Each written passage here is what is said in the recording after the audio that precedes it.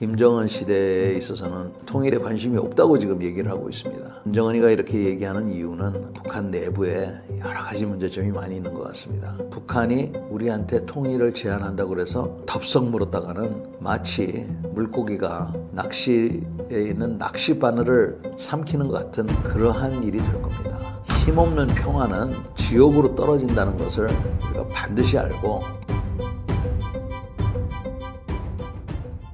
북한이 전쟁을 일으킨다면 그 목적은 무엇일까요? 북한처럼 내재적인 모순이 많은 나라도 없을 거예요. 정말 김씨 일가를 위해서 존재한다고 해도 과언이 아닌 그러한 나라이기 때문에 주민들의 불평, 불만이 아주 굉장할 겁니다. 그래서 그런 거를 억제하기 위해서 평소에는 우리는 상상하지도 못할 그러한 대국민 테러를 자행하고 있는 그런 나라인데, 그 테러 외에도 국민들을 세뇌를 시키고 한다는 것은 우리들이 다 잘 알고 있습니다. 많은 모순을 갖고 있는 그런 조직은 적이 꼭 필요합니다. 그래서 대한민국이 이제 바로 그 적이고, 대한민국을 주는 미국이 또 큰 적입니다. 그래서 이런 적을 갖고 있는 북한인데, 현재 체제의 그런 모순이 악화가 되거나 또 자기네 체제가 그렇게 모순이 많다 보니까 항상 두려운 거죠. 도둑이 제발저리라고도 우리가 이제 그런 표현을 쓰는데, 우리가 그 북한을 침공하거나 이럴 계획은 없습니다만, 북한은 항상 그런 그런 압박에 이제 시달리고 있는 겁니다. 그래서 또 핵무기를 또 만들게 되었고, 그래서 그런 국가적인 특징을 갖고 있는데, 만약에 대한민국을 자기네들이 무력으로 점령할 기회가 생긴다고 본다면, 그러면 남침을 할 수도 있을 것이고요. 또 대한민국이 또 미국이 그들을 공격할 거라고 생각하면 또 전쟁을 일으킬 수도 있는 겁니다. 근데 이럴 가능성은 대단히 적지만 그럴 가능성이 전혀 없는 것이 아니기 때문에, 우리로서는 비록 가능성은 적다 하더라도 거기에 준하는 그러한 준비를 할 수밖에 없는 것이 우리의 숙명이 아닌가 이렇게 봅니다. 그래서 무엇보다도 그들이 갖고 있는 내재적인 모순, 이것이 바탕이 돼서 항상 피해의식을 갖고 있기 때문에, 피해의식 때문에 우리를 공격할 수 있는 그러한 어떤 상황이 조성이 되면은 일으킬 수도 있다고 봅니다. 북한이 보유한 생화학 무기의 종류와 위협 수준은 어떠한가요? 우선 생화학 무기는 굉장히 무서운 무기들입니다. 생물학적인 무기는 우선 하다못해 독감도 생물학적인 무기라고 볼 수가 있습니다. 바이러스를 통해서 테러를 가하거나 피해를 입힐 수가 있는데, 주로 이 생물학적인 무기는 즉각적인 효과를 나타내지 않아요. 그래서 좀 시간이 많이 걸리기 때문에, 비록 효과는 무섭고 또 살상이 가능하지만 선호할 수 있는 무기라고 볼 수는 없습니다. 선호할 수 있는 무기라는 건 즉각성이 있어야 됩니다. 이렇게 본다면 이제 화학 무기들이 이제 있는데, 화학 무기는 주로 이제 질식, 사람이 숨을 못 쉬어서 죽게 하는 방법, 또 한 가지는 물집이 생기도록 하는 수포성 작용제라고 합니다. 피부에 물집이 생기는 것은 화상을 입는 것과 똑같습니다. 여러분들 뒤면은 왜 뽀록 이렇게 피부가 올라오잖아요. 그래서 이 수포성 작용제가 일어나면은 화상을 입는 거랑 똑같은 그런 현상이 벌어지고, 사람이 몸이 이제 병균으로 오염이 돼서 아주 고통스러운 그런 지경에 이릅니다. 이 무기도 사실은 즉각성은 없어요. 질식작용제는 2, 3분 내로 사람이 숨을 못 쉬면 죽지만, 수포성은 그런 작용이 안 됩니다. 통상은 이런 수포성 작용제하고 질식작용제를 동시에 섞어서 사용을 합니다. 그래서 그 효과를 보게 하는데, 이것 말고 무서운 거는 신경작용제라는 겁니다. 신경작용제는 인간의 신경계를 공격을 해서 우리가 몸을 일어서고 말하고 숨쉬고 심장이 뛰는 이러한 통제 기능을 상실케 하는데, 신경작용제를 사용하게 되면 몸이 마치 내부적으로 폭발하는 것 같은 그런 현상이 일어납니다. 그래서 정말 입에 담기에 끔찍한 그러한 현상이 벌어지고, 무기로서 좋은 것은 즉각적으로 사람을 죽일 수 있다는 거예요. 그래서 효과를 잘 나타내고 있습니다. 북한은 이런 무기를 갖고 있는데, 이 무기는 1차 세계대전 때부터 쓰지 말자고 거론이 되었던 무기를 북한은 갖고 있는 겁니다. 그리고 여기에 플러스해서 이제 핵무기를 갖고 있는 것이죠. 제가 여러분들에게 북한이 어떠한 작용제, 그러니까 우리가 작용제라고 하는데, 어떠한 작용제를 갖고 있고 우리가 알고 있는 것을 다 말씀드릴 수는 없습니다. 다만 제가 지금 얘기한 대로 이러한 위험한 물질들을 갖고 있기 때문에 우리로서는 상당히 부담이 될 수밖에 없습니다. 또 북한이 이런 작용제들을, 이런 무기들을 갖고 있는 게 분명하기 때문에 이걸 갖고 있다는 것은 결국 사용할 수 있다는 거라서 우리로서는 안심할 수 없는 것이죠. 우리는 핵무기만 걱정을 하고 있는데 사실은 이러한 신경작용제에 대해서도 걱정을 해야 됩니다. 또 대비도 해야 되고. 한국의 미사일 방어 체계는 북한의 공격에 대해 얼마나 효과적인가요? 여러분들도 아시다시피 우리는 삼축 체계라는 것을 갖고 있습니다.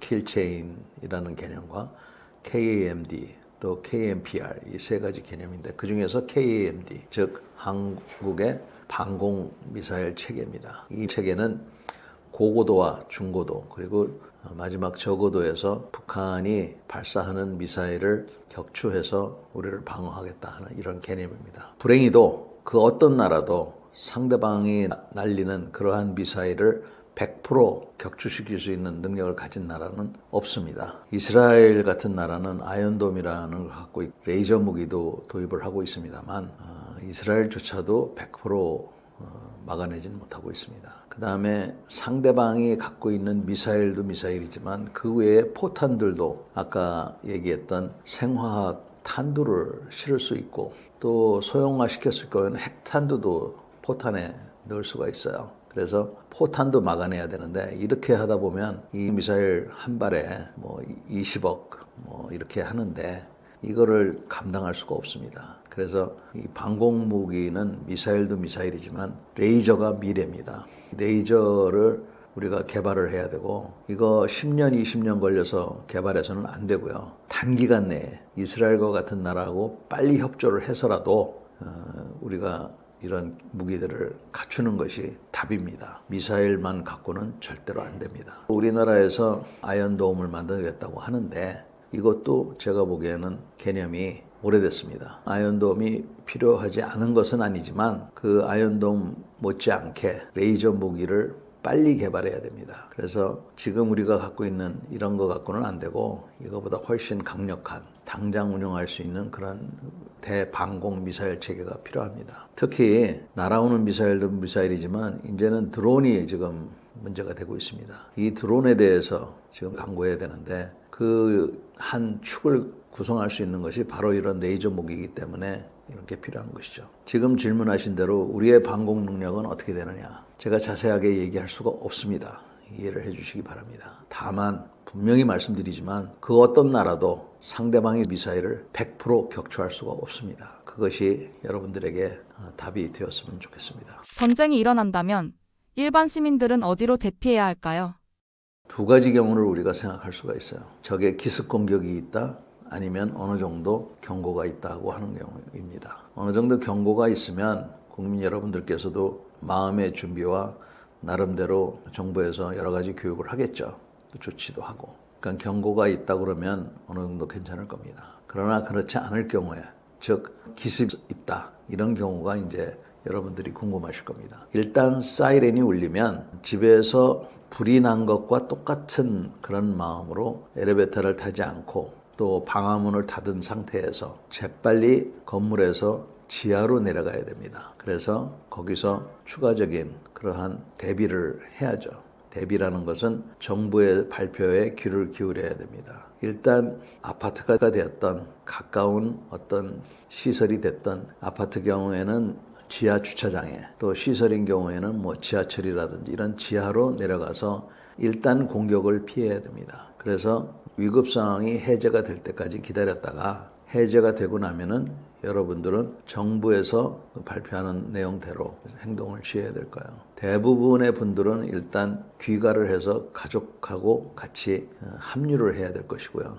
공무원들은 그러한 공습이 있거나 무슨 공격이 있었을 때 그 피해 복구를 위해서 매진을 해야 될 겁니다. 그래서 일단 사이렌이 울리면 지하시설로 내려가서 당장의 피해를 피하고 그 다음에 해제가 일어나고 나면 정부 지침에 따라서 행동하는 것이 중요하다. 이렇게 말씀드릴 수가 있겠습니다. 북한의 땅굴 전술 여전히 실현 가능한가요?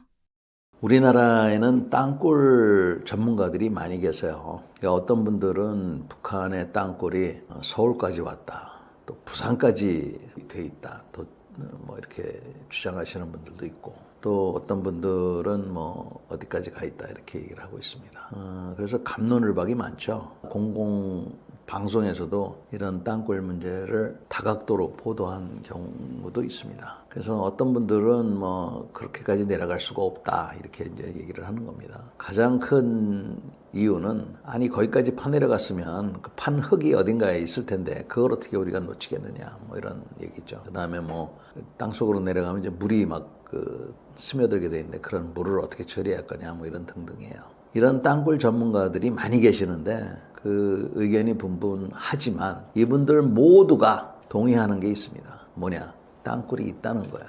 그게 10개가 있을지 20개가 있을지는 정확히 모릅니다. 그러나 분명히 있다. 그러면 여러분 생각해 보십시오. 아군 복장을 한 한국말을 하는 북한 부대가 갑자기 우리 동네에 나타나서 아군 복장입니다. 나타나가지고 사람을 죽인다든지 또 건물을 폭발을 시킨다든지 이렇게 한다고 생각해 보십시오. 또 중요한 시설들, 중개 시설들, 발전 시설들 이런 데를 공격했다고 생각해 보십시오. 몇 군데를 공격해야 혼란이 일어날까요? 그렇게 많지 않은 그러한 목표를 공격한다 하더라도 우리로서는 상당히 부담스러운 일이 될 겁니다. 그래서 북한이 이런 땅굴을 갖고 이런 땅굴을 활용할 그러한 가능성은 너무나 존재할 뿐만 아니라 우리한테는 큰 부담이 되는 그러한 요인입니다. 그래서 어떤 사람들은 북한의 핵무기만큼이나 이 땅굴이 위험하다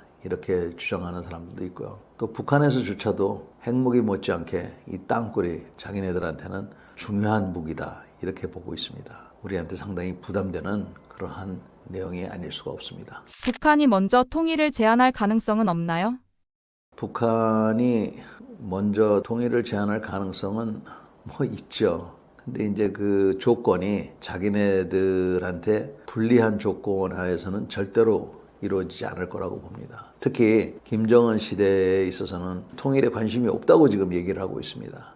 김정은이가 이렇게 얘기하는 이유는 아마도 북한 내부에 여러 가지 문제점이 많이 있는 것 같습니다. 북한 내부의 모순을 지금 이거를 어떻게 설명을 하고 해결해 나갈 것인가. 자유가 없고 사회에서 지금 사람들을 억압시켜 놨는데 이거 영원히 억압시킬 수가 없다는 것을 누구보다도 김씨 일가가 알고 있을 겁니다. 그래서 이것을 어떻게 극복할 것인가. 거기다가 그나마 인민들이 잘 먹고 잘 살면은 모르겠는데 그러한 억압 속에서 지금 먹지도 못하고 있지 않습니까? 가난하고. 그러다 보니까 이거 뭐 하루하루 사는 게 생지옥이나 마찬가지다라는 게 일반 북한 인민들의 그런 생각이죠. 북한에서는 김정은이를 위시로 해서 김씨 일가하고 그 주변에 있는 뭐 한 200만 명 정도가 지금 그래도 뭐 인간다운 먹고 사는 문제들은 해결이 돼 있는 상태인 것 같은데 나머지 사람들은 먹는 문제에 지금 힘들어하는 그러한 사회가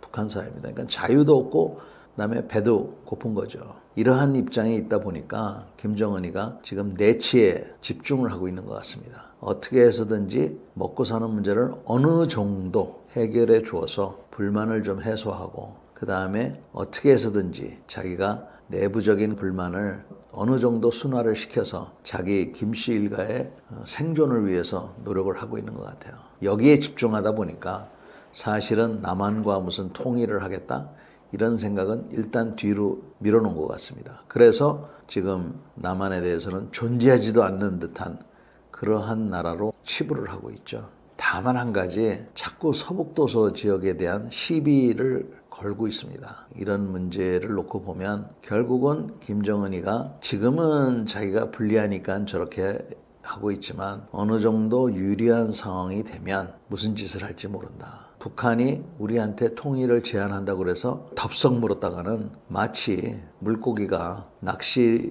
있는 낚시바늘을 삼키는 것 같은 그러한 일이 될 겁니다. 그래서 우리가 뭐 평화 이 말을 좋아하는데 힘없는 평화는 지옥으로 떨어진다는 것을 우리가 반드시 알고 북한이 제안하는 어떤 좋은 것들은 트로이의 목마처럼 선의에만 믿었다가는 큰일 난다고 저는 봅니다. 안녕하십니까. 전인범 예비역 육군 중장입니다.